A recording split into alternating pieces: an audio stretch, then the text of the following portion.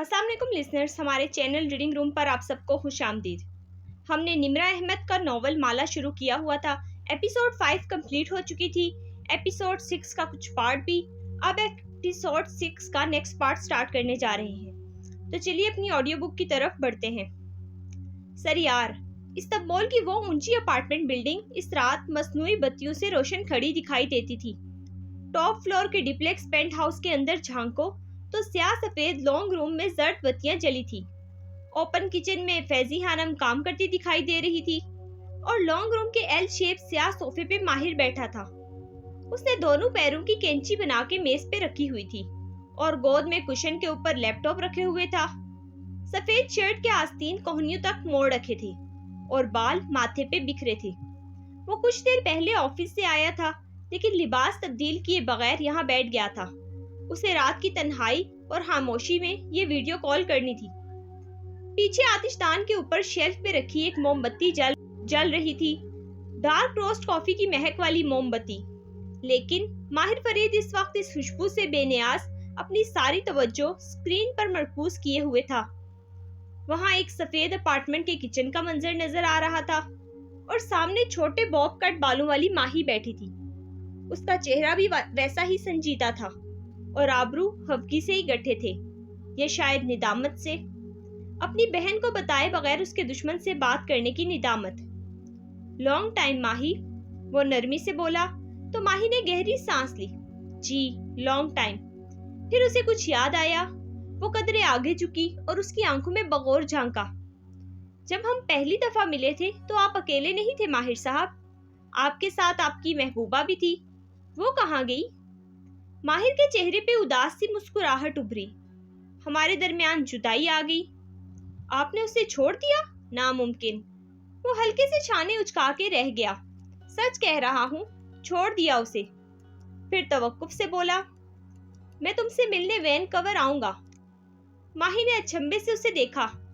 आपको जो पूछना है वीडियो कॉल पे पूछ सकते हैं, इतनी दूर आने की क्या जरूरत है? मैं वो बातें सुनता हूँ जो कहीं नहीं जाती। अगर मुझे वीडियो कॉल पे जवाब मिल जाते तो मैं कशमाला का ड्राइवर ना बनता। ये आपने बहुत गलत किया। माही के माथे पे बल पड़े। एकदम से सब याद आया था। आपने मेरी बहन को बहुत बड़ा धोखा दिया है। जानता हूँ गलत किया है, मगर क्या करूँ? हल्के से कंधे उचकाए। मुझे अपनी बहन को ढूंढना था। आपकी बहन के बारे में हम कैसे जान सकते हैं? ये तो मुझे नहीं मालूम, लेकिन तुम जानती हो। मैंने तुम्हें उसकी तस्वीर भेजी है। वो 2 साल पहले लापता हुई थी, जब वो 9 साल की थी। मैंने आपकी भेजी हुई तस्वीर देखी है, लेकिन मैंने उसे कभी नहीं देखा, ना उसका नाम सुना है। मैं वाकई नहीं जानती। तुम्हें याद आ जाएगा, आहिस्ता आहिस्ता। जब मैं जानती ही नहीं हूँ तो मुझे कैसे याद आएगा? वो मुतज़ब्बत सी थी। इस आदमी को बात समझ में क्यों नहीं आ रही थी? वैसे वो तवक्कुफ से पूछने लगी, हलाल लापता कैसे हुई? माहिर के चेहरे पे एक साया सा लहराया। लोग कहते हैं वो मर गई है, मेरा दिल नहीं मानता। शायद लोग दुरुस्त कहते हों और आप डिनाइल में हो। वो जिंदा है और वो मेरा इंतजार कर रही है। मुझे सिर्फ उसे ढूंढना है। वो बहुत सुकून और यकीन से कह रहा था। वो अब भी वैसा ही था, वही जिसे सब मालूम होता है वाला अंदाज। आपने माला से पूछा? माहिर ने इस बात में सर हिलाया। सहन चंद लम्हे के लिए मुबीन मंजिल में वापस चला गया। जिस रोज माला के ऊपर लिफ्ट में किसी ने हमला किया था, उस रोज घर आने के बाद जब वो शादी में जा रही थी, माहिर ने उसे रोका था। क्या बात है? कामदार लिबास में मलबूस लड़की झुमका दुरुस्त करते हुए कार में बैठ रही थी। उसने पुकारा तो रुक के उसे देखने लगी। वो किसी ऐसे ही मसरूफ लम्हे में उससे पूछना चाहता था जब वो ज्यादा गौर न कर सके। ये बच्ची कौन है? मोबाइल पे हलाल की तस्वीर दिखाई। मुझे नहीं पता कौन है। कशमाला ने अचंभे से तस्वीर देखी। क्या आपने इसको देखा था? ये सैलून में लिफ्ट के आसपास थी। माला ने झुक के गौर से उस तस्वीर को देखा, फिर नफी में सर हिलाया। उसके चेहरे पे शनासाई की कोई रमक ना थी। नहीं तो, मैंने उसे कभी नहीं देखा। ऐसी ही किसी की बच्ची होगी। मुझ पे हमला किसी आदमी ने किया था और दरवाजा खोल के अंदर बैठ गई। माहिर ने आंखें खोली। वो इस्तांबुल में अपने अपार्टमेंट में बैठा था और सामने लैपटॉप पे माही नजर आ रही थी। چند لمحے کے لیے بھی مبین منزل میں واپس جانا دل کو کتنا اچھا لگا تھا۔ میں نے کشمالہ سے پوچھا تھا، وہ سلسلہ کلام جوڑتے ہوئے بولا، جس دن اس پہ لفٹ میں کسی نے حملہ کیا، مگر وہ نہیں جانتی تھی۔ کسی نے؟ وہ حملہ آپ نے نہیں کیا تھا؟ اور وہ لائٹر؟ ماہی کا لہجہ تفتیشی تھا۔ ماہر فرید نے بہت ضبط سے گہری سانس لی، مٹھیاں بھینچ گئی تھی۔ میں اس پہ حملہ کر کے اپنے ہی نام کا لائٹر کیوں گراؤں گا؟ کسی نے یہ جان بوجھ کے کیا تھا تاکہ کشمالہ کو میرا نام معلوم ہو جائے اور وہ ماہر فرید کو ڈھونڈتے ہوئے کیف جمال کی اصلیت تک پہنچ جائے۔ یعنی آپ کے دشمن آپ پر نظر رکھے ہوئے تھے؟ ماہر نے اس بات میں سر ہلایا۔ میرے دشمن پہلے دن سے جانتے تھے کہ میں کیا کر رہا ہوں، لیکن وہ چاہتے تو مالا کو صاف صاف بتا سکتے تھے۔ لفٹ میں حملے کا ڈرامہ کرنے کی کیا ضرورت تھی؟ آپ کے بارے میں معلومات اکٹھی کر کے آپ کی تصویر کے ساتھ مالا کے پتے پہ بھیج دیتے اور وہ دیکھتے ہی آپ سے سوال کرتی اور آپ انکار نہ کر سکتے۔ ماہر فرید کا کھیل پہلے ہی دن ختم ہو جاتا۔ میں نے اس بارے میں بہت سوچا ہے۔ واقعی میرا دشمن یہ کر سکتا تھا، میرے بارے میں کشمالہ کو آگاہ کر دیتا اور وہ مجھے نوکری سے نکال دیتی، لیکن پھر وہ یہ ضرور سوچتی کہ اسے یہ معلومات کس نے بھیجی ہیں، اور یوں وہ جان جاتی کہ اس کہانی میں کوئی تیسرا کردار بھی ہے۔ مگر میرا دشمن ایسا نہیں چاہتا تھا۔ اس نے ہمیشہ مجھے ویلن بنا کے پیش کیا ہے، اب بھی اس نے یہی کرنا تھا۔ ماہی چونکی۔ آپ جانتے ہیں آپ کا دشمن کون ہے؟ اس نے گہری سانس لی۔ میں صرف اتنا جانتا ہوں کہ اس کا نام سرکار ہے اور وہ ایک بوڑھا عامل جادوگر ہے۔ وہ بہت عرصے سے میرے پیچھے ہے۔ لمبی کہانی ہے، پھر سناؤں گا۔ ابھی صرف اتنا جان لیں کہ میں برسوں سے اس سرکار کو ڈھونڈ رہا ہوں اور وہ مجھے مل نہیں رہا۔ صرف وہ حلال کے بارے میں جانتا ہے، اور اس سرکار اور حلال تک کیسے پہنچنا ہے یہ صرف حورے جہاں کی بیٹی جانتی ہے، وہ بیٹی جس کو میں جانتا ہوں، یعنی کہ تم۔ یہ سب آپ کو کس نے بتایا؟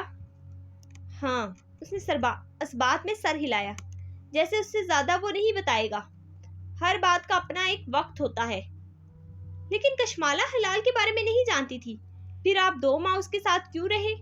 ماہی کی آنکھوں میں مشکوک سا تاثر ابھرا تھا۔ ماہر نے گہری سانس لی۔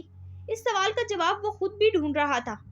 پتہ نہیں، شاید اس لیے کہ کشمالہ کے ساتھ ہونے والے واقعات جادو کی نشاندہی کرتے تھے۔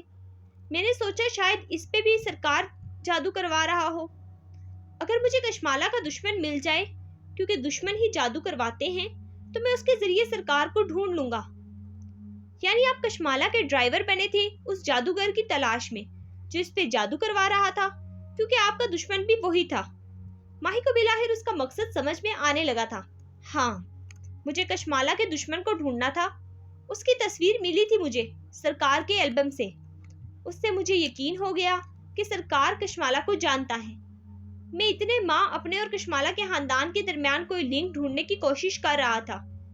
پھر کچھ ملا؟ کچھ خاص نہیں۔ ماہر فرید اور کشمالہ مبین کے خاندانوں میں کوئی لنک نہیں تھا۔ تمہاری کبیرہ تائی پہ مجھے شک ہوا تھا، لیکن ان کا میرے خاندان سے کوئی تعلق نہیں تھا۔ البتہ وہ کھنکارا، کبیرہ بیگم نے ایک جادوگر کو ہائر کیا ہوا تھا تمہارے اوپر جادو کروانے کے لیے۔ ماہی ایک دم سیدھی ہو کے بیٹھی، آنکھیں پوری کھل گئی۔ دیکھا، میں کہتی تھی نا، کبیرہ تائی ہمارے اوپر جادو کرواتی ہیں۔ ماہی کے اندازے کبھی غلط نہیں ہوتے۔ وہ لمحے بھر کے لیے ماہر فرید کے مالا کو دھوکہ دینے کا سارا غصہ بھول گئی۔ لیکن یہ کوئی عام سا عامل تھا، پیٹر مسیح نام کا۔ یہ وہ سرکار نہیں تھا جسے میں ڈھونڈ رہا تھا۔ وہ اسکرین کو دیکھتے ہوئے بڑے اطمینان سے اپنی کارگزاری بتا رہا تھا اور ماہی یک ٹک سنے جا رہی تھی۔ میں پیٹر مسیح کے پاس گیا تھا، وہ حلال کے بارے میں نہیں جانتا۔ البتہ اس نے مجھے تمہاری تصویر دکھائی تھی۔ کبیرہ بیگم کافی عرصے سے تم پہ جادو کروا رہی ہیں، بالخصوص وہ رکا تمہارے بچے پہ۔ ماہی کی آنکھوں میں گلابی پن ابھرا، دونوں خاموش ہو گئے۔ وہ اس کی اس تکلیف سے واقف تھا۔ اسے یاد تھا ماہی اور اس کے بچوں کی موت، وہ بچے جو پیدا ہونے سے پہلے مر جاتے تھے۔ پریشان مت ہو، وہ نرمی سے بولا۔ میں نے اس پیٹر مسیح کا علاج کر دیا تھا، وہ تمہارے اوپر جادو نہیں کرے گا۔ آپ کو کیسے معلوم؟ آپ تو ادھر ہیں۔ ماہی، اس دفعہ تمہارے بچے کو کچھ نہیں ہوگا، اس نے نرمی سے تسلی دی۔ ایک آنسو ماہی کی آنکھوں سے ٹپکا۔ اور اگر کبیرہ تائی نے کسی اور کو ہائر کر لیا، کسی زیادہ خطرناک جادوگر کو، تب؟ वो खौफजदा थी। क्या मालूम कबीरा तय्युस सरकार को हायर कर ले। ऐसे इत्तेफाक नहीं हुआ करते माही कि कबीरा बेगम पीटर मसीह से मायूस होकर जिस जादूगर को हायर करे वो सरकार ही निकले, यानी मेरा दुश्मन। माहिर फरीद ने नाक से मक्खी उड़ाई। वो बचकाना बात कह रही थी, लेकिन वो मेरे बच्चे के पीछे पड़ी हैं, वो कुछ ना कुछ जरूर करेंगी। वो बेबस थी। क्या अजाब था ये, कहां से आ गया था ये जादू उनकी जिंदगी में। वो जख्मी सा मुस्कुराया। मैंने तुमसे कई बरस पहले कहा था माही कि तुम्हारे बच्चे की जिंदगी लिखी जा चुकी है। हम अरबी में कहते हैं कि मकतूब। वो बेख्तियार बोली। मकतूब। माहिर ने इस बात में सर हिलाया। अगर तुम्हारे बच्चे की जिंदगी है तो कोई जादू उसको तुमसे नहीं छीन सकता, अगर नहीं है तो तुम्हारी कोई एहतियात उसको नहीं बचा सकती। माही ने धीरे से सर हिलाया और नाक से गीली सांस अंदर खींची। थैंक यू हर चीज के लिए। फिर उसने आंखें साफ की। लेकिन आपने माला के साथ बहुत बुरा किया है। उसने जवाब नहीं दिया, बस गर्दन मोड़ के खिड़की के स्याह पर्दों को देखने लगा। हर बात का जवाब नहीं होता। और आपको तो कोई फर्क ही नहीं पड़ा। आपके माही को उस पर गुस्सा आया। अमीर आदमी होने के फायदे। आपने टिकट लिया और अपनी जिंदगी में वापस चले गए। उससे माफी तक नहीं मांगी। कैसी है वो अब तक गर्दन मोड़े बाहर देख रहा था। ये सवाल पूछने से ही तकलीफ हो रही थी। गालियां निकाल रही थी आपको। वो हल्का सा मुस्कुराया और वापस स्क्रीन को देखा। अच्छा, जैसे महसूस हुआ हो। मसलन कौन सी गालियां? माही को उस पे मजीद गुस्सा आया। इस ढीठ आदमी का खोल इतना मजबूत था कि उसे फर्क ही नहीं पड़ रहा था। लेकिन वो भी माही थी, अभी उड़ाती है उसकी रंगत। ठहरो जरा। माहिर साहब, आपने उसका एतबार तोड़ा है और वो आपको कभी माफ नहीं करेगी। मुझसे बात करने पे वो तुम्हें माफ कर देगी? माहिर ने गौर से उसे देखा। ये शायद तुमने अभी तक उसे नहीं बताया। मैं उसे बता दूंगी। अच्छा। माही की रंगत बदली, तेजी से बदली। ये मेरा और उसका मामला है। वैसे भी मैं उसको इन दिनों में डिस्टर्ब नहीं करना चाहती। इन दिनों? वो चौंका। क्या हुआ? आपकी अम्मी ठीक है? हाँ, वो ठीक है। असल में लहजा सरसरी बनाया। माला और ज़ियाद की शादी होने जा रही है ना, तो मैं उसकी खुशी आपकी वजह से क्यों खराब करूं? उसने तेजी से लैपटॉप मेज पे रखा और पैर नीचे उतारे। फिर बेयकीनी से स्क्रीन को देखा। वो ज़ियाद से शादी कर रही है। उसका सांस रुक गया था। माही ने हथेली पे थोड़ी जमा के गौर से उसे देखा। आपको क्या फर्क पड़ता है माहिर साहब? मगर उसके माथे पे बड़े बल बता रहे थे कि उसे क्या फर्क पड़ता है। वो उससे शादी कैसे कर सकती है? मैंने उसे मना किया था। वो आदमी ज़ियाद, जैसे मुंह में कड़वाहट घुल गई, उसके लिए ठीक नहीं है। अच्छा, और कुछ? माही ने सादगी से पलकें झपकाई। वो माहिर ने एक मुट्ठी भींच ली। चेहरे पे शदीद गुस्सा उभरा और बेबसी। वो कशमाला के काबिल नहीं है। वो बहुत, उसे जैसे ज़ियाद की शान में कहने को अल्फाज नहीं मिल रहे थे। जब्त करके गहरी सांस ली। तुम उसको समझाती क्यों नहीं हो? उसकी बुलंद आवाज पे फैजी खानम भी पलट के उसे देखने लगी। वो इस जुबान से नावाकिफ थी जिनमें वो गुफ्तगू कर रहे थे, लेकिन वो माहिर का चेहरा पढ़ सकती थी। वो डिस्टर्ब लग रहा था। इतने दिनों से खुद पे तारीख ये होल में दरारें पड़ रही थी। क्यों? मुझे तो बहुत पसंद है ज़ियाद। माही की मासूमियत हनूस बरकरार थी। मैं तो चाहती हूँ इन दोनों की शादी हो जाए। माला उसके साथ बहुत खुश रहेगी। माहिर ने बरहमी से उसे देखा। उसका चेहरा गुस्से से दहकने लगा था। उसके मासूमाना फिक्रे जैसे उसके जख्मों पे नमक डाल रही थी। कितना जानती हो तुम उस आदमी को? कजन है हमारा और बहुत अच्छा है वो जोर दे देकर बोल रही थी। लबों पे मुस्कुराहट थी। अच्छा होने और कंपैटिबल होने में फर्क होता है माहिबीना बीबी। मैंने उसे मना किया था कि वो उससे शादी ना करे, वो उसको हर्ट करेगा, लेकिन उसने मेरी बात नहीं सुनी। और आप कौन थे? ओह हाँ, वो आदमी जिसने उसे धोखा दिया और इतना अरसा उसे झूठ बोला। वो आपकी बात क्यों सुनेगी? तुम्हारी सुनेगी ना, तो समझाओ उसको कि वो अपनी जिंदगी खराब ना करे। दरवाजा खुलने की आवाज आई तो माहिर ने सर उठा के राहदारी को देखा। फिर इसी अंदाज में बोला, मैं चलता हूँ, मुझे कुछ काम है। उसका सारा मूड खराब हो गया था। स्क्रीन फोल्ड की और पीछे को टेक लगा ली। टांग पे टांग जमाई और लबों पे मुट्ठी रखे वो खिड़की से बाहर देखने लगा। माथे पे अभी तक बल पड़ रहे थे। बीरबल जेरे लब कुछ गुनगुनाते हुए राहदारी से आता दिखाई दिया। उसे देखा तो चेहरा खिल उठा। शैतानी मुस्कुराहट लबों पे बिखर गई। माहिर बे का मूड क्यों खराब है? मुस्कुरा के एल शेप सोफे के दूसरे किनारे पे बैठा। यकीनन तुम्हारी महबूब चीज यानी पैसों का नुकसान हुआ होगा। बको मत, वो झड़क के बोला तो बीरबल के लब ओह में सुकड़े। चेहरे पे हमदर्दी उभर आई। लगता है नुकसान लिरास में नहीं डॉलर्स में हुआ है। माहिर ने जवाब नहीं दिया, बस आबरू भिंचे बाहर देखता रहा। बीरबल ने गौर से उसे देखा। बात हुई कशमाला की बहन से? उसे कुछ नहीं याद। मैंने पहले ही कहा था, लेकिन नहीं, माहिर बे कभी गलत नहीं होते। और मैं तो, वो ज़ियाद से शादी कर रही है। वो एकदम बेबसी भरे गुस्से से बोला तो बीरबल ठटक के रुक गया। उसे सियाको सबाक समझने में चंद लम्हे लगे। कौन ज़ियाद? फिर याद आया, अच्छा वो tall dark and handsome. Handsome नहीं है वो। बीरबल की मुस्कुराहट गहरी हुई। उसने बाजुओं का तकिया बना के पीछे टेक लगाई और फैजी हानम को पुकारा। फैजी हानम, चूल्हा देखें, कुछ जल रहा है। माहिर ने जैसे सुना ही नहीं, बड़बड़ाते हुए बाहर देखता रहा। अलबत्ता फैजी हानम भागती हुई आई और ताजुब से बीरबल को देखा। मैं तो कुछ नहीं पका रही, आपको कहाँ से स्मेल आ रही है? बीरबल ने बदमजा होकर उन्हें देखा। सारा टेम्पो ही तोड़ दिया था। काश आप थोड़ी अक्लमंद होती, लेकिन फिर हमारे पास क्यों होती? जाएं, काम करें। और उन्हें जाने का इशारा किया। माहिर अब अपनी जगह से उठ के खिड़की के सामने जा खड़ा हुआ था। दोनों पहलुओं पे हाथ रखे वो शदीद मुस्तरिब नजर आ रहा था। मैंने क्या कहा था ज़ारा? बीरबल ने तसव्वुर में अपनी कज़न को मुखातिब किया और कॉलर खड़खड़ाया। फिर मुस्कुरा के उठा और अपने भाई के साथ जा खड़ा हुआ। वो जिससे भी शादी करे, तुम्हें क्या? वो आदमी उसके काबिल नहीं है। वो बाहर नजर आते स्याह पानी और किनारे पे खड़ी कश्तियों को देख के तकलीफ से कह रहा था। क्या सबूत है तुम्हारे पास? तुम सिर्फ अपनी जेलसी में एक आदमी को बुरा साबित करने पे तुले हो। मैं जेलस नहीं हूँ।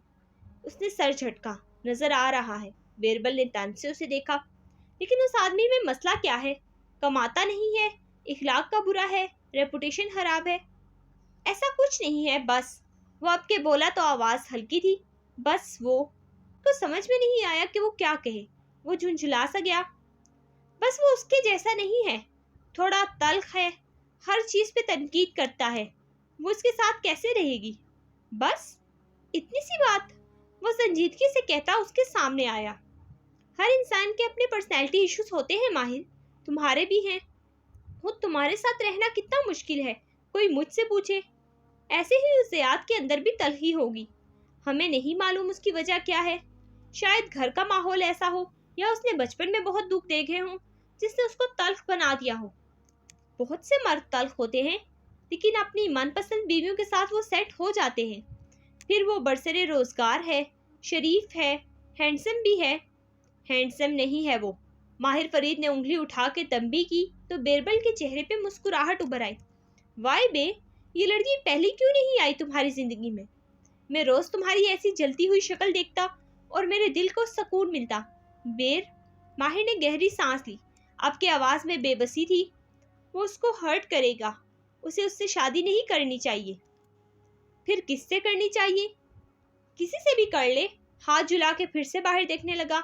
बस उससे ना करे, किसी से भी कर ले। बीरबल ने ताजुब से उसे देखा। और तुम कहाँ हो इस सब में? मेरा और उसका कोई ऐसा मामला नहीं है। मुझसे वैसे ही वो नफरत करती होगी। मैं उसकी जिंदगी से जा चुका हूँ। लेकिन तुम्हें हर उस शख्स से मसला होगा जो उस लड़की की जिंदगी में आएगा। मैंने उसे मना किया था कि मना ना करते माहिर, उसका सामना करते। वो तेजी से उसके सामने आया और बरहमी से बोला। मर्द बन के उसकी से माफी मांगते और अपने मुंह से उसको बता देते कि तुम कैफ नहीं हो, तुम माहिर फरीद हो। वो किसी और के बजाय तुमसे सुनती तो तुम्हें माफ कर देती। और अब भी अगर वो नाराज है तो तुम्हें उसके पीछे जाना चाहिए था। मैं किसी के पीछे नहीं जाया करता। वल्लाह माहिर फरीद किसी के पीछे नहीं जाता। बीरबल ने गुस्से से दोनों हाथ उठा के नीचे गिराए। एक जमाना था जब तुम इसी तरह गुरूर से कहते थे कि तुम किसी के पीछे नहीं जाओगे, माँ के भी नहीं, हलाल के भी नहीं, क्योंकि तुम नफरत करते थे हलाल से। उसकी आवाज बुलंद होने लगी। माहिर के दिल पे किसी ने हाथ डाला था। वो यकटुक अपने छोटे भाई को देखे गया जो उसको गुस्से से देखते हुए हाथ उठा उठा के कह रहा था। تم ماہر، تم نفرت کرتے تھے ہلال سے، تمہیں یاد ہے؟ نہیں، مگر مجھے یاد ہے، اور آج تم اس ہلال کے لیے دنیا کے ایک ملک سے دوسرے کی طرف بھاگ رہے ہو، شاید اپنا گلٹ ختم کرنے کے لیے۔ کل کو تم یہی کشمالہ کے ساتھ بھی کرو گے۔ تم یہاں اپنے غرور میں رہنا کہ تم اس کے پیچھے نہیں جاؤ گے، لیکن گیس واٹ؟ اس کی آواز دھیمی ہوئی اور لہجہ مزید تلخ۔ ہر انسان بیربل یا فیضی خانم نہیں ہوتا ماہر، جو وہ ماہر فرید کی بات ماننے کا پابند ہو۔ وہ کیوں مانے تمہاری بات؟ اسے اچھا بندہ مل رہا ہے، وہ کر لے گی شادی، اور اگر تم مرد بن کے اس کے پاس نہیں جا سکتے اور اس سے معافی مانگ کے اس کو یہ نہیں کہہ سکتے کہ تم اس سے عشق میں گرفتار ہو، تو پھر تمہیں اس کو اس کے حال پہ چھوڑ دینا چاہیے۔ وہ زیاد سے شادی کرے یا زیاد کے باپ سے، تم اپنے آپ کو اس لڑکی سے دور رکھو۔ انگلی اٹھا کے اس نے بڑے بھائی کو تنبیہ کی، اس کی زندگی زیاد نہیں تم خراب کر رہے ہو، تم۔ ماہر خاموشی سے سن رہا تھا۔ بیربل نے انگلی نیچے گرائی اور گہرے سانس لے کر اپنا غصہ کم کرنے کی کوشش کی۔ میری بات مانو اور اس لڑکی کو بھول جاؤ۔ تم بس مشین کی طرح کام کرو اور پیسہ بناؤ۔ پیسہ آئے گا ہمیشہ تمہارے کام، صرف پیسہ۔ اس ڈھیٹ روبوٹ کو سمجھانا بیکار تھا۔ بیربل مڑا اور تیز قدموں سے چلتا ہوا سیڑھیوں کی طرف بڑھ گیا۔ پھر وہ رات گئے تک اپنے کمرے سے نہیں نکلا۔ وہ ماہر سے ناراض تھا اور اسے انتظار تھا کہ کب اس کا بھائی اسے منانے آئے گا۔ ماہر عموماً اس کو منانے کے لیے پیسے کا سہارا لیتا تھا، خاموشی سے اس کے دروازے پہ آتا اور ایک کریڈٹ کارڈ رکھ کے چلا جاتا۔ بیربل کو لاشعوری طور پہ اسی کارڈ کا انتظار تھا۔ قریباً گھنٹے بھر بعد ماہر فرید نے اس کا دروازہ بجایا۔ وہ بیڈ پہ لیٹا فون دیکھ رہا تھا، بس ہلکی سے چہرہ اٹھا کے دیکھا۔ ماہر چوکھٹ میں کھڑا تھا، اس کے ہاتھ میں کارڈ نہیں تھا، البتہ کندھے پہ چھوٹا بیگ تھا۔ میں 2 دن کے لیے جا رہا ہوں۔ کہاں؟ پورے جہاں کی بیٹی سے ملنے، سادگی سے بتایا تو بیربل نے گہری سانس لی، یعنی اس کی تقریر کے بعد بھی وہ حلال کی لا حاصل تلاش میں وینکوور جا رہا تھا۔ وہ کشمالہ مبین سے دستبردار ہو چکا تھا، وہ اس کو نہیں سمجھا سکتا تھا۔ اس نے بس اسبات میں سر ہلا دیا اور واپس فون کو دیکھنے لگا۔ ماہر باہر نکل گیا اور اپارٹمنٹ میں خاموشی چھا گئی۔ اف بیربل، اس نے اپنے سر پہ چت رسید کی، کیا ضرورت تھی اتنا بولنے کی؟ اب تمہاری سچائی تمہارے خرچے نہیں اٹھائے گی کیا؟ اسے ماہر کے کارڈ نہ رکھنے کا غم ستا رہا تھا۔ اپنے کمرے میں سوئی کشمالہ موبیل کی آنکھ ایک جھٹکے سے کھلی۔ وہ ڈر کے ایک دم اٹھ بیٹھی، جلدی سے ٹیبل لیمپ جلایا۔ کمرے میں زرد روشنی پھیلی تو قدرے سکون آیا۔ وہ تیز تیز سانس لیتی خود کو نارمل کرنے لگی۔ اس نے آج پھر ایک خواب دیکھا تھا، حالانکہ وہ آیت الکرسی پڑھ کے سوئی تھی، لیکن پھر بھی بہت بھیانک خواب آیا تھا۔ وہی سفید بالوں والا عجیب سا عامل زمین پہ بیٹھا تھا، اس کے سامنے تصویریں اور پتلے رکھے تھے۔ وہ ایک پتلے کے اندر سوئیاں چبھو رہا تھا، ہر سوئی کے اندر جاتے ہی پتلے کے اندر سے خون نکلنے لگتا۔ وہ عامل کے کندھوں کے پیچھے سے جھک کے اس پتلے کو دیکھ رہی تھی۔ یکایک پتلے میں زیاد کی شبین آنے لگی۔ اس کے سامنے اب زیاد لیٹا تھا، اس کی آنکھیں بند تھی اور اس کے جسم میں جگہ جگہ سے خون نکل رہا تھا۔ عامل نے قلم اٹھایا اور ایک کاغذ سامنے رکھا، پھر قلم کی نب زیاد سلطان کے خون میں ڈبو کے اس چکور کاغذ پہ کچھ لکھنے لگا۔ خواب میں بھی مالا کو معلوم تھا کہ وہ تعویذ لکھ رہا ہے، مگر وہ بدحواسی سے زیاد کو دیکھ رہی تھی۔ اس کا بند آنکھوں والا چہرہ سفید پڑ رہا تھا اور ہونٹ نیلے۔ آگے کیا ہوا اسے نہیں یاد، لیکن وہ عامل، اس کا چہرہ اتنا شناسا کیوں لگتا تھا، جیسے اس کی شکل کسی سے ملتی ہو۔ اس نے بے اختیار جھرجھری لی، پھر سائڈ ٹیبل پہ رکھا گلاس اٹھایا اور کٹا کٹ پانی پی گئی۔ اور تب اسے خیال آیا کہ اس نے پانی پینے سے پہلے بسم اللہ نہیں پڑھا۔ جلدی سے بسم اللہ اول و آخر پڑھا، لیکن دل میں کہیں ایک سوئی سی چبھی تھی۔ وہ کسی بھی عامل کی جادوئی سوئی سے زیادہ تکلیف دہ تھی۔ اسے بیٹھے بیٹھے کچھ یاد آیا۔ اس نے دھیرے سے سر بیڈ کراؤن سے لگایا اور ہاتھ اٹھا کے اپنی انگلیوں کے پوروں کو دیکھا۔ ایک زمانہ تھا جب وہ ان پہ تسبیح پڑھا کرتی تھی۔ ماہی اور وہ ماں کے ساتھ ان کی جائے نماز پہ بیٹھ کے سروں پہ دوپٹے لپیٹ کے تسبیح پڑھتی تھی۔ وہ زمانہ کہاں کھو گیا؟ رزق کی دھوڑ دھوپ نے وہ سب کیوں بھلا دیا؟ یہ تو ماں کی بیماری کے دوران ماں کو کھونے کے خوف سے شروع کی جانے والی تسبیح اور اذکار تھی۔ یہ تو اضطراب کی نمازیں اور دعائیں تھیں۔ وہ امن کے دنوں کی نمازیں کہاں گئیں؟ وہ خوشیوں پہ شکرانے کی تسبیحات کہاں گئیں؟ اس نے انگلی کے پوروں پہ پڑھنا چاہا، لیکن عادتیں چھوٹ جائیں تو جسم غیر آرام دہ ہو جاتا ہے، دماغ وہ کام کرنے نہیں دیتا۔ اس کا دل اچاٹ سا ہو گیا۔ وہ سونے کی دعا پڑھ کے واپس لیٹ گئی۔ شاید جوگرز اور اس پلاسٹک کے خالی پیکٹ نے اسے بہت کچھ یاد دلا دیا تھا۔ اگلی صبح بیربل نے بیکری میں ایک اسپیشل آرڈر تیار کروایا، بہت سا چاکلیٹ اور پستہ بکلاوا، پھر ان کے ڈبے پیک کروا کے وہ کیف کے دفتر چلا آیا۔ ماہر کی غیر موجودگی میں وہ ایسے ہی کیف کے اسٹاف کے ساتھ پارٹی کیا کرتا تھا۔ سب خوش اور ریلیکس نظر آ رہے تھے۔ مردوں نے ٹائی نہیں پہنی تھی اور عورتیں اونچی آواز میں ہنس رہی تھی۔ وہ مسکرا کے شبنم کے ڈیسک کی طرف آیا اور کرسی کھینچ کے بیٹھا۔ وہ البتہ اداس نظر آتی تھی۔ اب یہ مت کہنا کہ تم میرے روبوٹ بھائی کو مس کر رہی ہو۔ اللہ میرے اوپر ایسا برا وقت نہ لائے۔ شبنم نے کانوں کو باری باری چھوا۔ میں تو کاموں کے لیے پریشان ہوں۔ ماہر ایک دم سے چلا گیا ہے، اتنا کام پڑا ہے، اس کو اپنے غم تھے۔ میں ناراض تھا اس سے، لیکن اس سے اتنا نہیں ہوا کہ مجھے منا کے جاتا، اور نہیں تو ایک کریڈٹ کارڈ ہی چھوڑ جاتا۔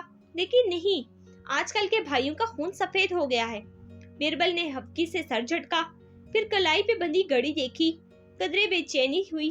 ناراضگی اپنی جگہ، لیکن اسے بھائی کی فکر تھی۔ اب تک پہنچ گیا ہوگا وہ؟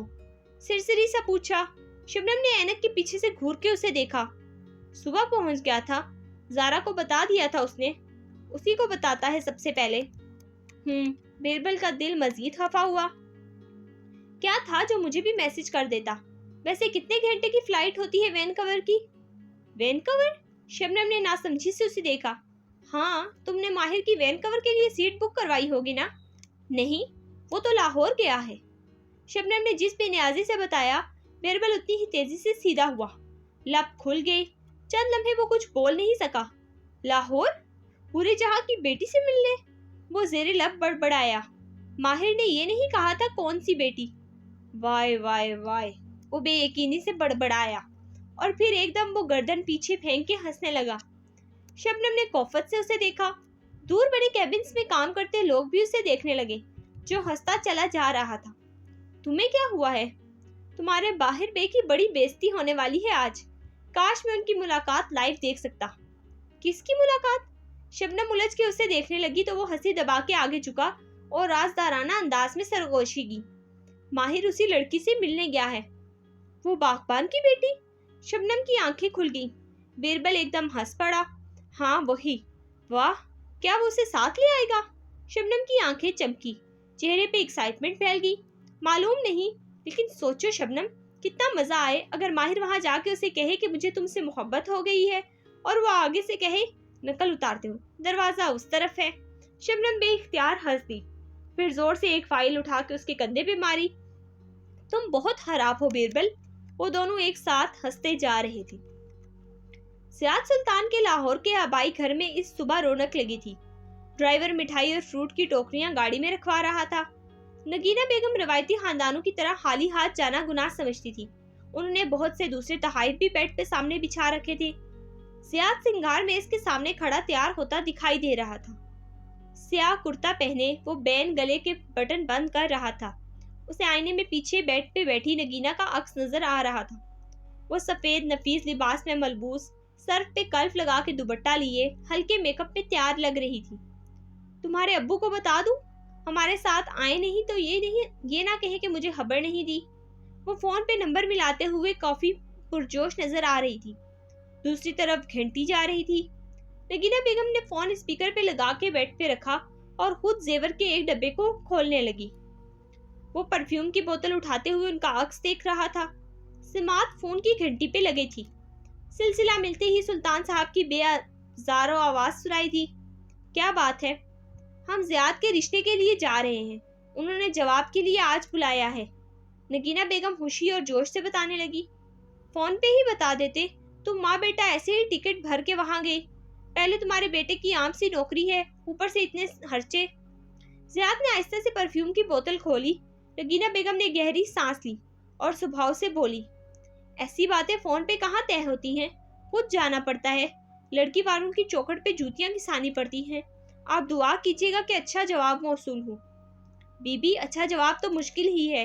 ان کی بیٹی دیکھ رکھی ہے میں نے، گوری اور خوبصورت ہے، اور تمہارا بیٹا تمہاری جیسی رنگت لیے پیدا ہوا ہے، اوپر سے عام سی نوکری۔ وہ کہاں دیں گے اپنی بیٹی تمہارے بیٹے کو؟ زیاد نے ضبط سے آنکھیں بند کی، پھر گہری سانس لے کر ان کی باتوں کے اثر کو زائل کرنے کی کوشش کی۔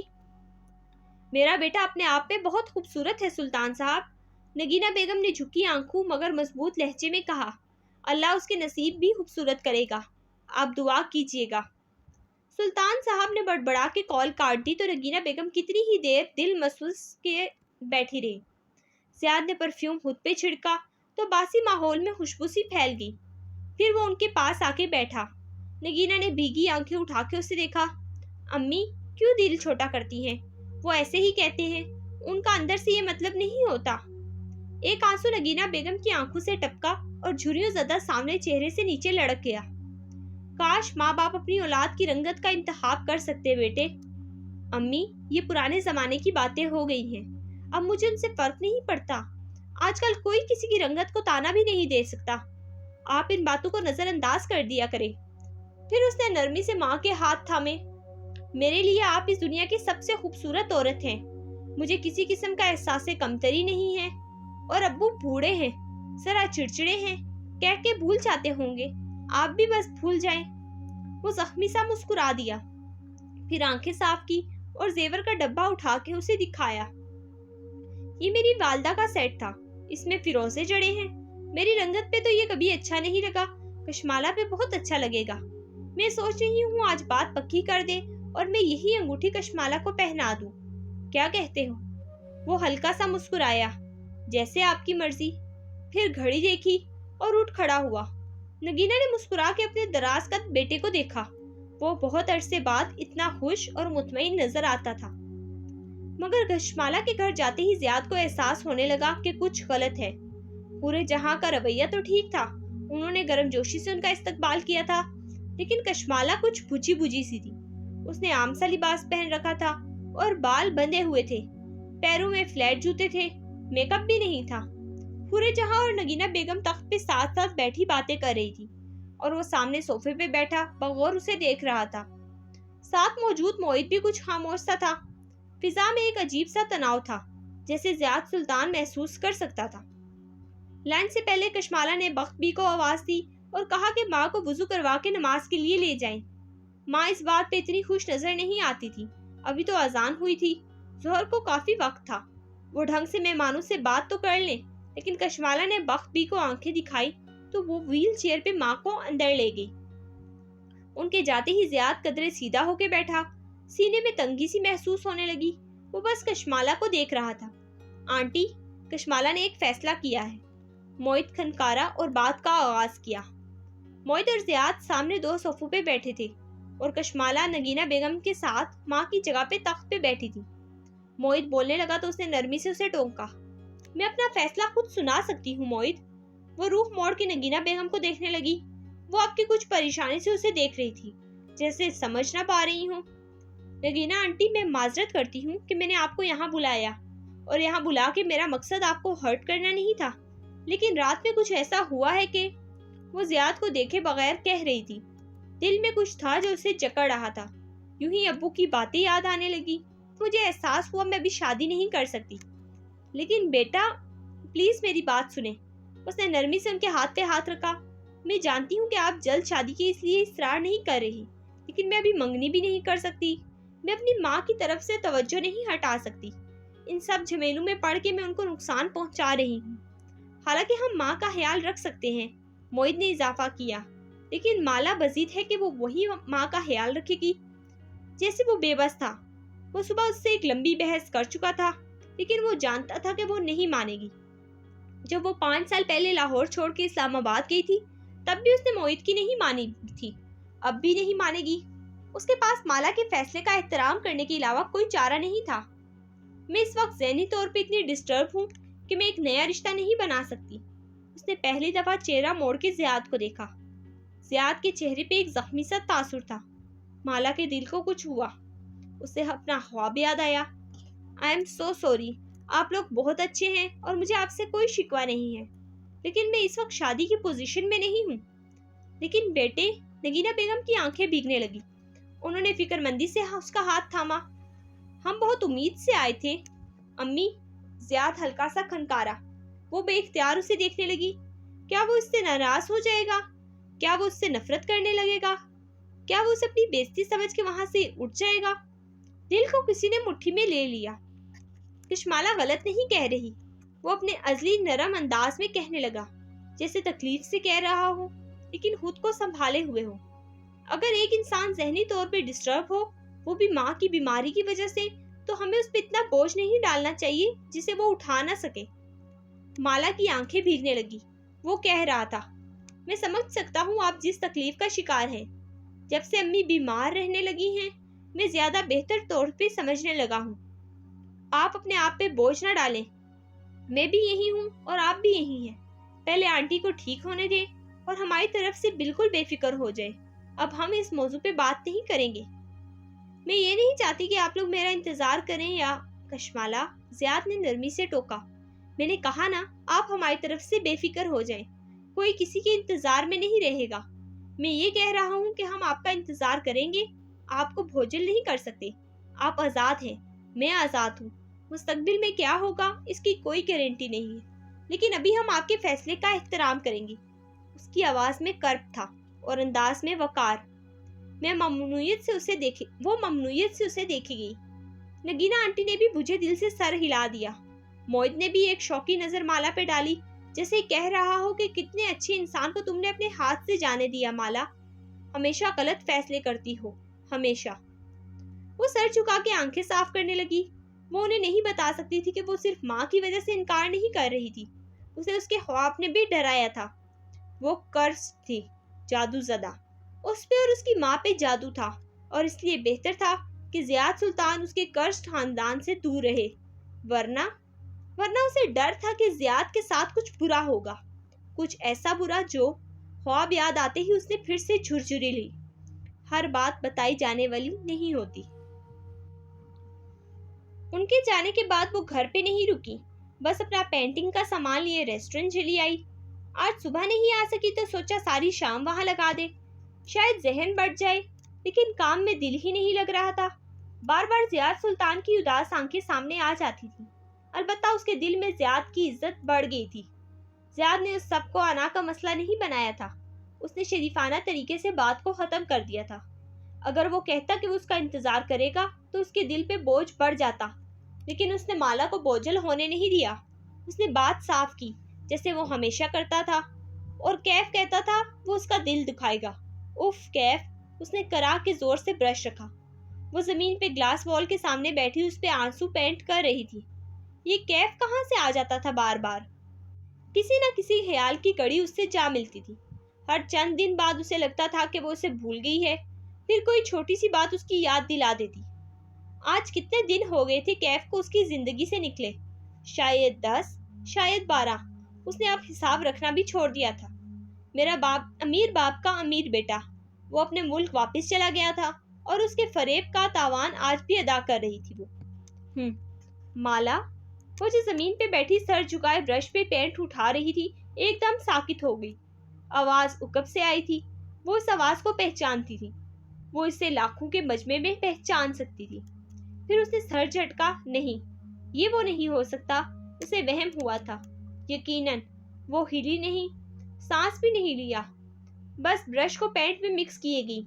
ब्रश के बाल सुरमई रंग से लथड़े चुके थे, लेकिन वो गायब दिमागी से उसे पैलेट में रगड़े जा रही थी। दिल जोर जोर से धड़क रहा था। कशमाला, वो आवाज फिर से आई थी। ब्रश उसके हाथ से नीचे जा गिरा। उसने गर्दन उठाई। सामने ग्लास वॉल थी जो आधी पेंट हो चुकी थी। उसके शीशे में एक अक्स दिखाई दे रहा था। अकब में खड़ा एक हेवला। दिल को जैसे किसी ने मुट्ठी में ले लिया। क्या हम बात कर सकते हैं? उसकी आवाज धीमी थी, सरगोशी में की जाने वाली दरख्वास्त। वो किसी ख्वाब किसी कैफियत में खड़ी हुई। गोद में रखी चीजें नीचे जा गिरी। पेंट की ट्यूब, डस्टर, टिश्यू, चौक। वो अपने पूरे कद से खड़ी थी, लेकिन उसकी नुआरित की तरफ पुश थी। क्या पीछे मुड़ के देखना चाहिए? क्या वो नमक का मुजस्मा बनने का खतरा मोल ले सकती थी? मैं जानता हूँ तुम मेरी शक्ल नहीं देखना चाहती, लेकिन एक दफा मेरी बात सुन लो। वो आपसे कब तुम पे आया था? फराक में या उससे पहले की गुर्बत में? कौन सा फासला कब तय हुआ था? वो धीरे से उसकी तरफ पलटी। वो वहम नहीं था, वो हकीकत था। وہ اس کے سامنے کھڑا تھا، سیاہ پینٹ پہ سفید شرٹ پہنے جس کے آستین موڑ رکھے تھے، پیروں میں سیاہ بوٹ اور کلائی میں قیمتی گھڑی تھی۔ اس کا لباس اس کیف سے کہیں زیادہ قیمتی اور برانڈڈ لگتا تھا جس کو وہ جانتی تھی۔ بال جیل لگا کے پیچھے کر رکھے تھے، چہرے کی شیپ ویسی ہی بڑی تھی اور اس کی بھوری آنکھیں وہ کشمالہ پہ جمی تھی۔ کیسی ہو؟ یہ اس کا کیف نہیں تھا، یہ ماہر فرید تھا۔ لمحے بھر میں اس کی یادداشت تازہ ہوئی، جیسے کسی نے منہ پہ تماچا مارا ہو۔ یہ اس کا فریب کار تھا۔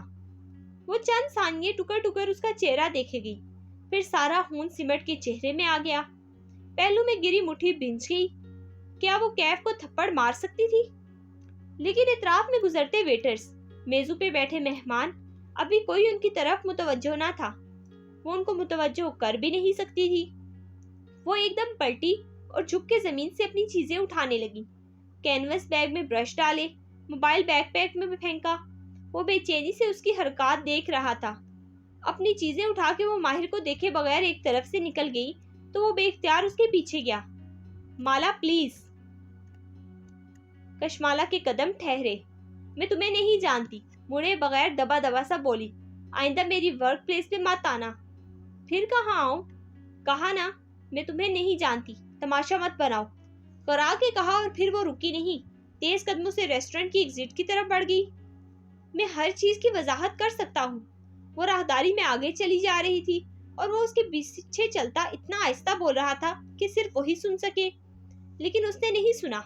سنا بھی تو رکی نہیں۔ باہر ریسٹورنٹ کا پارکنگ ایریا گاڑیوں سے بھرا تھا۔ اسٹریٹ پولز اور دوسری زرد بتیاں رات کے اندھیرے کو خوبصورت بنا رہی تھی۔ مالا نے ویلے کو اپنی کار لانے کو کہا اور اس کے ڈیسک کے ساتھ کھڑی انتظار کرنے لگی۔ دل بری طرح سے دھڑک رہا تھا۔ اسے احساس ہوا کہ وہ اس کے ساتھ آ کھڑا ہوا ہے۔ وہ اس کا پرفیوم پہچانتی تھی۔ یہ وہی تھا، کیف۔ مالا، اس نے چہرہ موڑ کے اسے دیکھا۔ یہ وہ نہیں تھا، یہ اس کا کیف نہیں تھا۔ میں تمہارا تعاقب کار نہیں ہوں، بس یہی وضاحت کرنا چاہتا ہوں۔ اس کے کندھے کے قریب کھڑا وہ سامنے دیکھتے ہوئے آہستہ سے بولا۔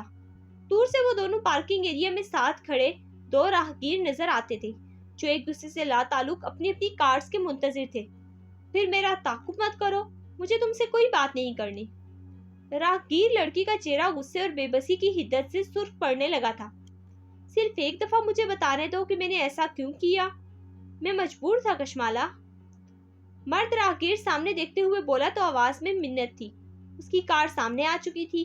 ویلے نے باہر نکل کے چابی اسے تھمائی۔ وہ اندر بیٹھی اور بیگ پیک فرنٹ سیٹ پہ ڈالا، پھر کھڑکی کا شیشہ نیچے گرایا اور باہر کھڑے اس راہگیر کو دیکھا جو زخمی آنکھوں سے اسے دیکھ رہا تھا۔ دوبارہ میرے سامنے کبھی مت آنا کیف۔ اس کی آنکھیں گلابی پڑ رہی تھی۔ پھر اس نے کار آگے بڑھا دی۔ ماہر نے دیکھا اس کے دوپٹے کا کنارہ دروازے کے بیچ پھنسا باہر سے دکھائی دے رہا تھا۔ موبائل کی تڑتڑاہٹ نے اس کی توجہ کشمالہ کی کار سے ہٹا دی۔ اس نے بیزاری سے موبائل اسکرین دیکھی۔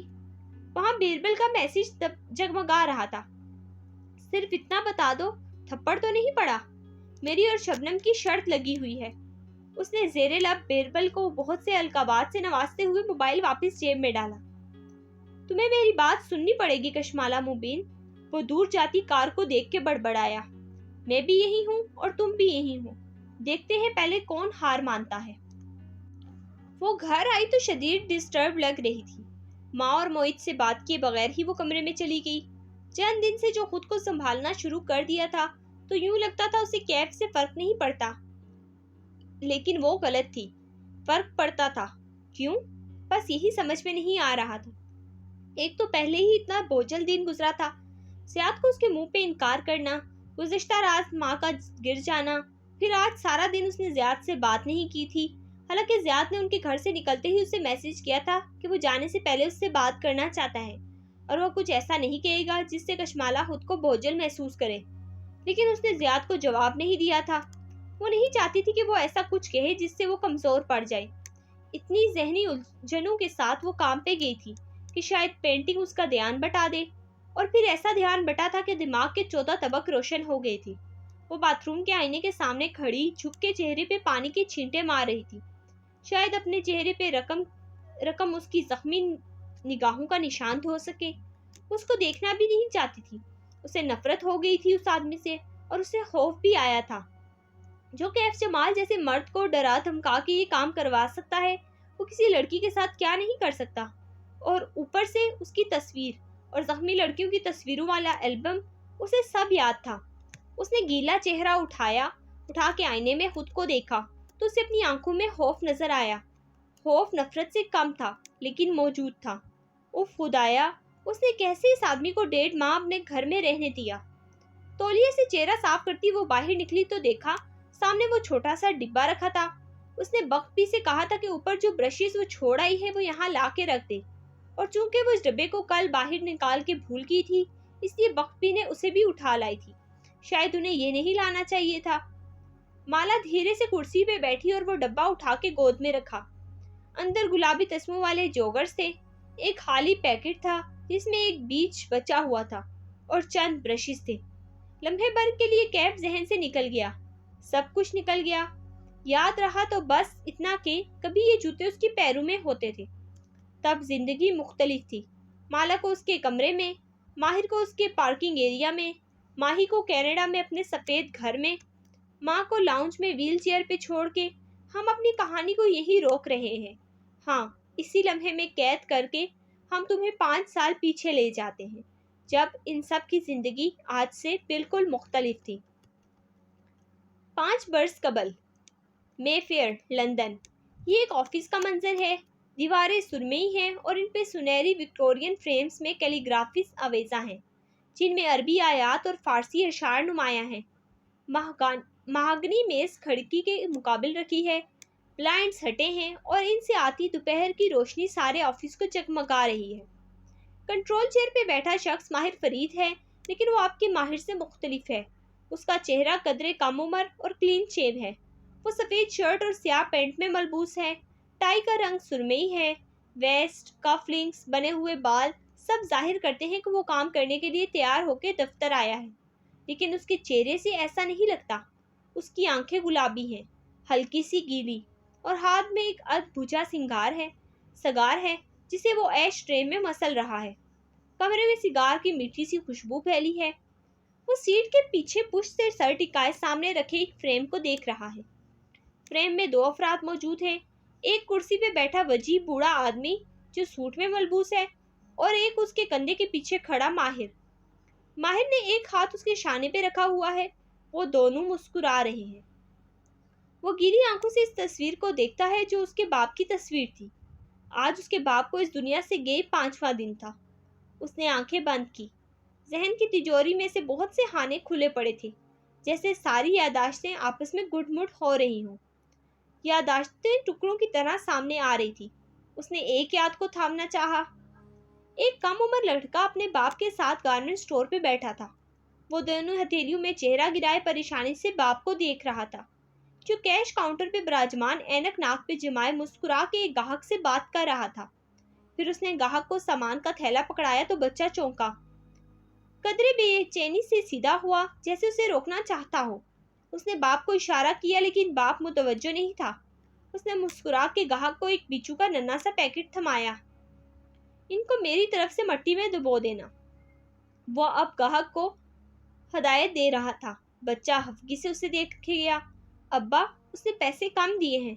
उनके जाते ही वो बेचैनी से बोला, अगर कोई एक पेनी भी ज्यादा दे तो आप फौरन बता देते हैं, कम पे क्यों नहीं बताया? उसके बाप ने मुस्कुरा के उसे ऐनक के ऊपर से देखा। उसके पास जितने थे उसने दे दिए, जो नहीं दिए वो उसके ऊपर मेरी इन्वेस्टमेंट है। उससे क्या होगा? वो उलझा। अब वो मेरा दोस्त बन गया है, और जिंदगी में इंसानों के ऊपर इन्वेस्टमेंट करके उनको दोस्त बना लेना चाहिए। दोस्त काम आते हैं, पैसा नहीं। गारमेंट्स की दुकान माजी के झरोकों में मदम हो गई। उसकी जगह मार्केट स्टॉल्स ने ले ली। ये भी पुराने लंदन की एक मार्केट थी। वो 9 उम्र लड़का हाथ पे किताब लिए बाप के बराबर चलता आ रहा था। उसके चेहरे पे झुंझुलाहट थी। अब्बा, मेरा एग्जाम है, मैंने पढ़ना है। मैं यहाँ क्या कर रहा हूँ? तुम यहाँ इंसानों को पढ़ना सीखोगे। तुम्हें अपने बाप की तरह इंसानों को दोस्त बनाना आना चाहिए माहिर। अब्बा, उसने उकता के सर झटका। मुझे गारमेंट्स का काम नहीं करना। तुम्हें जो भी करना है, इस काम में इंसान तुम्हारी मदद करेंगे। अगर वो तुम पर भरोसा करते हो, तुम्हें इंसानों की समझ होगी तो उनका भरोसा जीतोगे ना। और इससे क्या होगा? वो दोनों मार्केट के स्टॉल्स के दरमियान चलते जा रहे थे। वो तुम्हारी बात मानेंगे, जो तुम कहोगे वही करेंगे।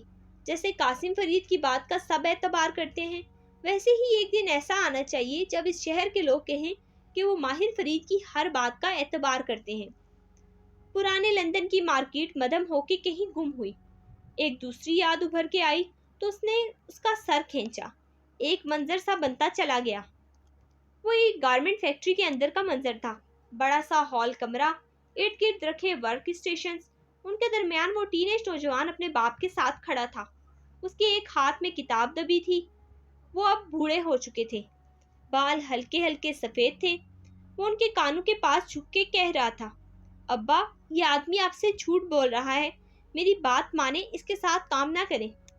कासिम फरीद ने मुस्कुरा के चेहरा उठा के उसे देखा।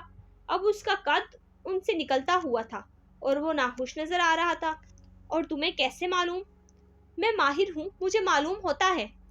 हल्के से शाने उचकाए उन्होंने उसके कंधे पे हाथ रखा। फिर हम वही करेंगे जो माहिर कहता है, क्योंकि हम माहिर का एतबार करते हैं। उन्होंने मुस्कुरा के कहा तो वो हल्का सा मुस्कुराया। वो दोनों एक साथ आगे चलने लगे। माहिर ने चेहरा हथेलियों से उठाया। उसकी गुलाबी आंखें अब भी गीली थी। नजरें सामने बनी खिड़की पे जमी थी, जहां से सूरज की उदास किरणें अंदर दाखिल हो रही थी। उनके सुनहरी पन में एक बासी मंजर उभरने लगा। वो एक खूबसूरत और नफीस घर का लॉन्ग रूम था। नौजवान माहिर सेंटर टेबल पे कागज फैलाए सर झुकाई एक स्केच बना रहा था।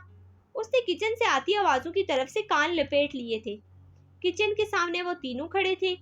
एक सियाह घुंघरियाले बालों वाली खूबसूरत औरत, उसके साथ एक छोटा घुंघरियाले बालों वाला लड़का जो मुंह फुलाए खड़ा था। वो औरत गुस्से से जोर जोर से हाथ हिलाते हुए अपने सामने खड़े कासिम फरीद से लड़ रही थी। ये तुम्हारा बेटा है कासिम, तुम्हारी गारमेंट फैक्ट्री का मुलाजिम नहीं, जो तुम हर सुबह इसरार करने लग जाते हो कि इसे काम पे लेकर जाओगे। ये एक बच्चा है। माहिर उसकी उम्र का था जब मेरे साथ मार्केट स्टॉल्स तक जाता था। वो नरमी से गहरी सांस लेकर कह रहे थे, तब तुम एक स्टॉल के मालिक थे कासिम, अब तुम एक फैक्ट्री के मालिक हो। कुछ तो अपने स्टेटस का ख्याल करो। मुझे बीरबल को दुनिया दिखानी और दुनिया सिखानी है, वरना वो कैसे जान पाएगा कि उसके बाप ने यह सफर कहाँ से शुरू किया। मुंह बसूरे खड़े घुंघरियाले बालों वाली लड़के ने आवाज पे उसे देखा। वो मुस्कुरा के उसे अपने पास बुला रहा था। बीरबल ने माँ बाप को देखा, फिर माहिर को, फिर हल्का सा मुस्कुराया और धीरे से खिसक के उसके पास चला आया। वो दोनों अभी तक किचन में खड़े बहस कर रहे थे। बीरबल छोटे छोटे कदमों से चलता हुआ उसके पास कारपेट पे आके बैठ गया। मुझे फैक्ट्री नहीं जाना, उसने माहिर के करीब होकर शिकायत की। उसने गहरी सांस ली।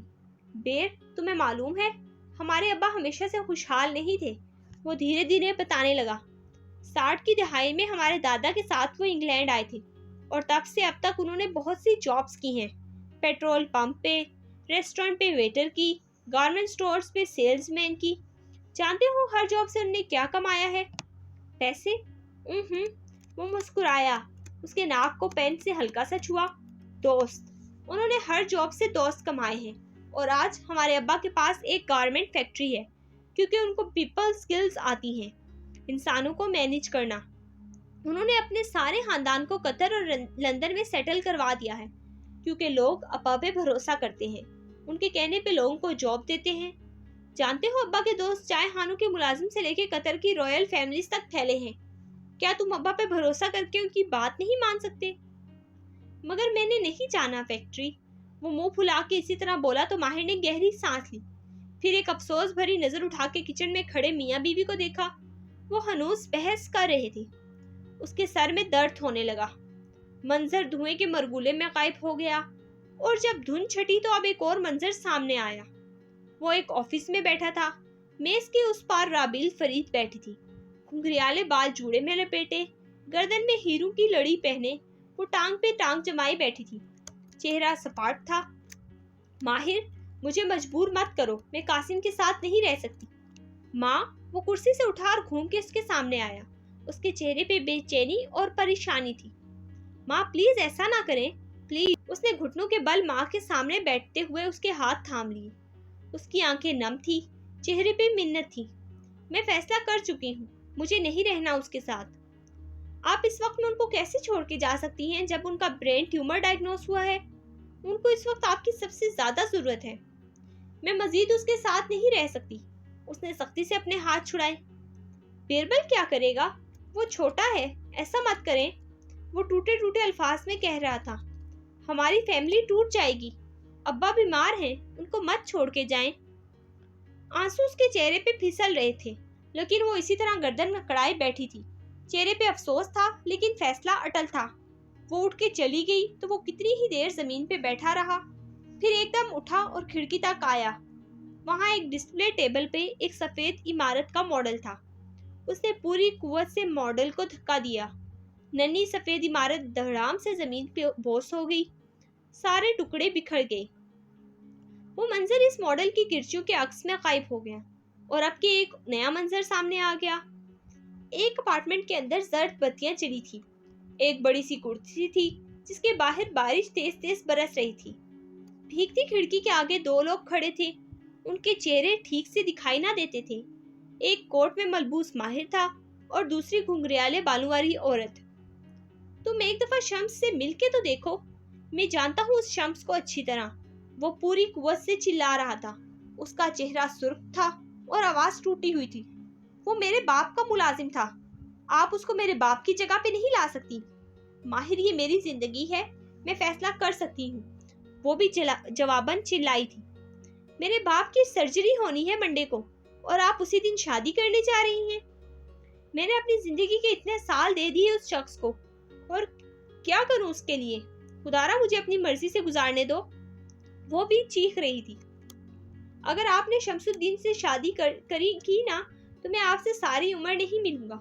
मैं आपको बता रहा हूँ। इसने जोर से मेज पे हाथ मारा। मेज पे रखी सारी चीजें नीचे गिर गई। एक फूलदान, 3 फूल, 2 गिलास। फिर वो तेजी से दरवाजे की तरफ बढ़ा। वो इसे पीछे से पुकार रही थी, लेकिन वो नहीं सुन रहा था। वो बाहर सड़क पे आया तो बारिश पूरी कुव्वत से बरस रही थी। माहिर, पीछे से बीरबल भागता हुआ आया। उसके घुंघरियाले बाल लंबे थे और पौनी में मुकीद थे। उसके पैरों में स्लीपर्स थे। वो सुने बगैर फुटपाथ पे चलने लगा। उसके बाल, कपड़े, सब कुछ भीगता गया, लेकिन वो नहीं रुका। माँ को करने दो शादी, क्या फर्क पड़ता है? वो भागता हुआ उसके कंधे के करीब आया। तुम्हें समझ क्यों नहीं आ रही? वो उसकी तरफ घुमा और पूरी कुव्वत से चिल्लाया। अब्बा और माँ की डाइवोर्स को 3 माह हुए हैं और वो अगले ही दिन शादी करने जा रही हैं। इसका मतलब है माँ ऐसे ही अब्बा को इल्जाम देती रही। उन्होंने इस शम्स की वजह से अब्बा से तलाक ली थी। उसकी आवाज गुस्से से कांप रही थी। नहीं माहिर, बीरबल को उसकी बात पे जैसे अफसोस हुआ। शम्स ने माँ को 2 हफ्ते पहले प्रपोज किया है। इससे पहले ऐसा कुछ नहीं था। उन्होंने मुझे खुद बताया है। उसने अफसोस से बीरबल को देखा। माँ एक गलत फैसला करने जा रही। वो आदमी जो मेरे बाप का बॉडीगार्ड बन के हमारी जिंदगी में आया था, वो मेरी माँ को वरगलाता रहा है। मैंने उसे निकाला था मुलाजमत से क्योंकि मैंने उसकी चोरी पकड़ी थी और उसने इससे बड़ा नकब लगाया। माहिर, तुम हर किसी को गलत समझते हो। वो दोनों बारिश में खड़े भीग रहे थे। मैं लोगों के बारे में गलत नहीं होता बीरबल। इस आदमी ने ये पहले दिन से प्लान कर रखा था। वो माँ से शादी माँ की दौलत के लिए कर रहा है। वो दौलत जो अब्बा ने माँ को दी है। तुम जाओ, करो शादी में शिरकत।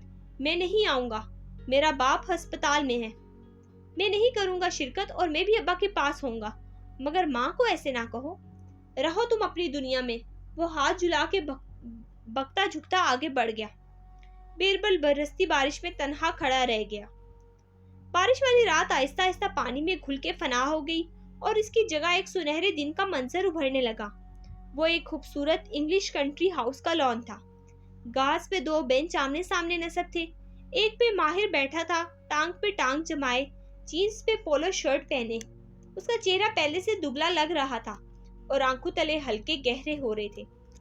हाथ में एक सुगार था जो सुलग रहा था। उसे लबों में दबा के एक सांस अंदर खींचा और आंखें बंद की। धुएं के मरगोले हवा में बुलंद हुए। आंखें खोली तो देखा धुएं के बादलों के पार ज़ारा खड़ी थी। हैंड बैग कोहनी से लटकाए वो हमेशा की तरह सजी सवरी हुई थी। ऊंची स्कर्ट, लॉन्ग बूट्स, शानों पे फैले बाल। वो उसे अफसोस से देख रही थी। तुम्हें मालूम है कासिम ताया को तुम्हारी ये नई एडिक्शन कितनी बुरी लगती है? वो नाखुशी से कहते हुए उसके सामने बैठी। ماہر نے سگار والا ہاتھ سامنے کیا اور الٹ پلٹ کے اسے دیکھا۔ یہ میری محبوبہ ہے، اس کو میں ابا کے کہنے پہ نہیں چھوڑ سکتا۔ شانے اچکا کے پھر سے لبوں سے لگا لیا۔ زارا نے غور سے اسے دیکھا۔ مجھے معلوم ہے تم صبح سے یہاں بیٹھے کیوں اسموکنگ کر رہے ہو، وہ اسے غور سے دیکھتے ہوئے کہہ رہی تھی۔ بیربل نے بتایا ہے مجھے، اب تم دونوں بھائیوں کی ایک بہن بھی دنیا میں آ چکی ہے۔ وہ شمس کی بیٹی ہے، میری کچھ نہیں لگتی۔ وہ تلخ ہوا، جبڑا تک بھنج گیا۔ تم کب سے نہیں ملے اپنی ماں سے؟ ملا تھا 4 ماہ پہلے، کچھ ڈاکومنٹ سائن کروانے گیا تھا۔ وہ کمپنی کی شیئر ہولڈر ہے۔ ہاں لیکن ماہر، کبھی ایسے ہی مل لیا کرو جیسے بیربل ملتا ہے۔ وہ کتنا بلاتی ہیں تمہیں، ڈنر پہ، تمہاری سالگرہ پہ تم نہیں جاتے۔ میں لوگوں کے پیچھے نہیں جایا کرتا، میرے سامنے ان کا ذکر مت کرو۔ وہ بھوری آنکھیں دور سبزے پہ جمائے ہوئے تھا۔ دیکھو قاسم انکل کا ٹیومر بھی ٹھیک ہو گیا، منچیوما تھا وہ، اب وہ بھی سیٹ ہے۔ وہ کہیں گے تب بھی نہیں جاؤ گے اپنی بہن کو دیکھنے؟ کہا نا وہ شمس کی بیٹی ہے۔ وہ اٹھ کھڑا ہوا، سگار ہاتھ میں تھا۔ اس کا نام حلال ہے، زارا نے پیچھے سے پکارا۔ وہ نہیں پلٹا، بس ایک نظر اٹھا کے آسمان کو دیکھا۔ ہلال۔ وہ 2 روز پہلے لندن کے آسمان پہ چاند کمان کی صورت میں ابھرا تھا، ہلال جیسا۔ پھر اس نے سر جھٹکا۔ وہ اس کی ماں کی بے وفائی کی نشانی تھی۔ اسے اس سے کوئی سروکار نہیں تھا۔ اگر کچھ محسوس ہوا تھا تو نفرت تھی۔ سگار کا ایک اور کش بھرا تو سارا منظر اس کے دھوئیں سے دھندلا ہو گیا۔ دھواں چھٹا تو ایک اور یاد سامنے چلی آئی۔ وہ اپنے کمرے میں بیٹھا ورک ٹیبل پہ لیپ ٹاپ کے سامنے تیز تیز ٹائپ کر رہا تھا۔ ایک ہاتھ میں سگار تھا۔ دفتن دستک ہوئی۔ اس نے بے دہانی میں یس کہا۔ دروازہ کھلنے کی آواز آئی، پھر خاموشی۔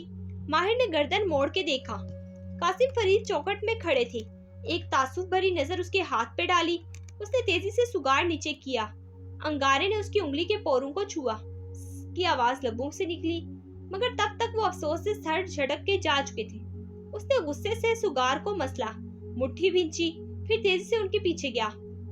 کچھ دیر بعد وہ دونوں کچن میں کھڑے تھے۔ وہ برنر کے ساتھ کھڑے قہوہ بنا رہے تھے اور وہ خاموشی سے سر جھکائے کھڑا تھا۔ کتنی پیتے ہو ایک دن میں؟ 2 یا 3، اس نے صاف گوئی سے جواب دیا۔ وہ سر جھکائی پیالی میں قہوہ انڈیلنے لگے۔ تمہیں کھا جائے گی یہ؟ نہیں چھوڑ سکتا ابا، اس نے ہلکے سے شانے اچکائے۔ وہ ایسے وعدے نہیں کرتا تھا جنہیں پورا نہ کر سکے۔ سگریٹ انسان کو، سگریٹ نہیں ہے یہ، اس نے بات کاٹی۔ مجھے بھی نفرت ہے سگریٹ سے، اس کے دھوئیں سے۔ یہ سگار ہے۔ بہت دفعہ کی بتائی ہوئی بات دہرائی، لیکن انہوں نے سر افسوس سے جھٹکا۔ اپنی ماں سے مل لیا کرو، تمہاری بہن کی دوسری سالگرہ تھی، اس نے تمہیں بلایا، تم نہیں گئے۔ وہ میری بہن نہیں ہے۔ قاسم فرید نے دونوں پیالیاں ٹرے میں رکھی اور آنکھیں اٹھا کے اس کو دیکھا، پھر جھریوں زدہ چہرے کے ساتھ مسکرائے۔ اب وہ ضعیف نظر آتے تھے۔ وہ تمہاری بہن ہے۔ ایک وقت آئے گا جب میں اس دنیا میں نہیں ہوں گا، اور نہ تمہاری ماں۔ ہم دونوں کے چلے جانے سے سارے شکوے ختم ہو جائیں گے، پھر تمہاری بہن کو تمہاری ضرورت ہوگی۔ وہ میری بہن نہیں ہے۔ اس نے ایک پیالی اٹھائی اور دونوں ساتھ ساتھ لاؤنج میں آئے۔ تم نے ارشاد کو کمپنی سے کیوں نکال دیا ماہر؟ مجھے تمہارا یوں غصہ کرنا اچھا نہیں لگتا۔ وہ میرا اسٹاف ہے با، وہ میری غیر موجودگی میں میری ماں کے بارے میں بات کر رہا تھا، مجھ سے برداشت نہیں ہوا۔ ہر اسٹاف اپنے باس کی برائی کرتا ہے، کس پہ غصہ کرو گے؟ کس کی زبان بند کرو گے؟ جس کی کر سکا۔ وہ سر جھٹک کے آگے بڑھ گیا۔ جب سے اس نے ماں کو چھوڑا تھا اس کے اندر بہت سا غصہ جمع تھا۔ وہ افسوس سے اسے جاتے دیکھتے رہے، پھر انہوں نے شکر کی ڈلی پیالی میں ڈالی۔ وہ قہوے میں گھلتی چلی گئی اور سارے منظر کو اپنے ساتھ کھول کے لے گئی۔ اب کے جو منظر سامنے آیا وہ ہسپتال کے ایک کوریڈور کا تھا۔ وہ سنگی بینچ پہ خاموش بیٹھا تھا، شل، اس کے ساتھ بیربل بیٹھا تھا۔ اس کے گھنگریالے بال کسی نے پونی میں باندھے تھے اور پیروں میں جوگرز تھے۔ 7 سال ابا ٹھیک رہے، پھر اچانک سے کیوں ان کا ٹیومر اتنا بڑھ گیا اور ہمیں پتہ ہی نہیں چلا۔ بیربل چھل سا سامنے دیوار کو دیکھ رہا تھا۔ وہ ٹھیک ہو جائیں گے، ہم علاج کروائیں گے۔ وہ نڈھال لگ رہا تھا، آنکھیں ضبط سے گلابی ہو رہی تھی۔ پھر وہ اٹھا اور سامنے کوریڈور میں لگا دروازہ کھولا۔ اندر بیڈ پہ ابا لیٹے تھے، نحیف، کمزور، سر بالوں سے صاف تھا، جسم میں بہت سی نالیاں لگی تھی۔ وہ نیم باں آنکھوں سے اسے دیکھ رہے تھے۔ وہ ان کے ساتھ بیٹھا اور ان کے ہاتھ تھام لیے۔ اس کی آنکھیں گیلی تھی۔ ماہر، انہوں نے مدھم آواز میں اسے پکارا۔ وہ مزید ان کی طرف جھکا۔ اسموکنگ چھوڑ دو بیٹے، یہ تمہیں کھا جائے گی۔ اس نے اس بات میں سر ہلایا۔ آنکھوں سے آنسو نکلا۔ انہوں نے آنکھیں بند کر لی۔ وہ نیند میں چلے گئے تھے۔ آج کل ان کی یہی کیفیت تھی۔ تمہارے ابا کو گلوما ہے۔ وہ آواز کی طرف مڑا۔ وہ ایک میڈیکل پروفیشنل کے ساتھ مالک کھڑا تھا۔ سوٹ میں ملبوس، غمزدہ لگتا تھا۔ اس کے بال مکمل سفید نہ تھے، سیاہ سفید کھچڑی زدہ تھی۔ وہ دونوں باہر نکل آئے، ہسپتال کے گارڈن میں ساتھ ساتھ چلنے لگے۔ یہ ایک چھوٹا سا منجیوما تھا۔ ابا کی سرجری ہوئی، انہوں نے 7 برس بہت اچھے سے گزارے، پھر یہ گلوما کیسے بنا؟ وہ الجھن سے کہہ رہا تھا۔ مالک نے ہلکے سے کندھے اچکا دیے۔ اللہ کے کام ہے، کوئی نہیں سمجھ پا رہا۔ یہ ایک ریئر کیس ہے۔ اس نے جیب سے سگار نکالا اور کپکپاتے ہاتھوں سے لبوں میں ڈالا اور اس کے دہانے کو نم کیا۔ پھر ایک بوٹن سلائٹر نکالا، اس پہ ماہر فرید کندہ تھا۔ مالک نے افسوس سے اسے دیکھا۔ تم نے اندر اپنے باپ سے وعدہ کیا ہے۔ میں اسے نہیں چھوڑ سکتا۔ سگار منہ سے نکال کے اس کے دوسرے کنارے کو گھماتے ہوئے لائٹر سے سلگانے لگا۔ اس کے ہاتھ کی مہارت سے کام کر رہے تھے۔ شمس اور رابیل ملنے آنا چاہتے ہیں۔ اس نے کچھ نہیں کہا۔ سگار لبوں میں دبائے اس کا دوسرا دہانہ گھماتے ہوئے لائٹر سے مزید سلگا رہا تھا، یہاں تک کہ اس کا دہانہ برابر جلنے لگا۔ ان کو منع مت کرنا، تم چاہو تو اس وقت یہاں سے چلے جانا، وہ دھیرے سے سمجھاتے ہوئے کہہ رہا تھا۔ نہیں، میں یہی رکوں گا، وہ آ سکتے ہیں۔ اس نے کش لیتے ہوئے اور پھر سگار لبوں سے نکالا۔ دھواں اڑتا گیا۔ لیکن وہ بچی کو ساتھ نہیں لائیں گے، میں اس کو نہیں دیکھ سکتا۔ اس کا انداز ختمی تھا۔ زیادہ دیر نہیں گزری جب وہ ہسپتال کے روم کے باہر کوریڈور میں کھڑا تھا۔ اس کی نظر دروازے پہ جمی تھی۔ دروازہ کھلا اور دونوں باہر نکلے۔ سیاہ لمبے کوٹ والی رابیل اور اس کے ساتھ ایک ادھیڑ عمر مرد، وہ مرد جو آج بھی اس کے باپ کا ملازم لگتا تھا۔ دونوں کی نگاہ ملی۔ ماہر نے آج نگاہ نہیں پھیری، بس سر کو جنبش دی۔ رابیل نے بھیگی آنکھوں سے سر ہلایا۔ وہ اس عورت سے مختلف تھی جس نے اس کے باپ کو چھوڑا تھا۔ وہ بدل گئی تھی، نہ جانے کس طرح۔ اس نے غور نہیں کیا، بس منہ پھیر لیا کہ نقصیوں سے محسوس کیا کہ وہ اس کی طرف آ رہے ہیں۔ وہ تیزی سے آگے بڑھ گیا۔ سارے منظر دھندلا گئے، ساری بصارتیں تاریک ہو گئی۔ ماہر نے چہرہ اٹھایا، اس کی آنکھیں گیلی تھی۔ یادوں کا سلسلہ ختم ہو چکا تھا۔ وہ اپنے باپ کی کرسی پہ بیٹھا تھا، خاموش، ویران، اس کا سب کچھ ختم ہو گیا تھا جیسے۔ دفتن دروازہ کھلا اور بھاری بوٹس کے اپنے طرف آنے کی آواز سنائی دی۔ ماہر نے نظریں اٹھائی۔ مالک اس کی طرف کی میز کے سامنے آ کھڑا ہوا تھا۔ گرے سوٹ پہنے، کھچڑی بالوں کو جیل سے سمیٹے، وہ ہمیشہ کی طرح کمپوز تھا۔ تم آفس کیوں آئے ہو؟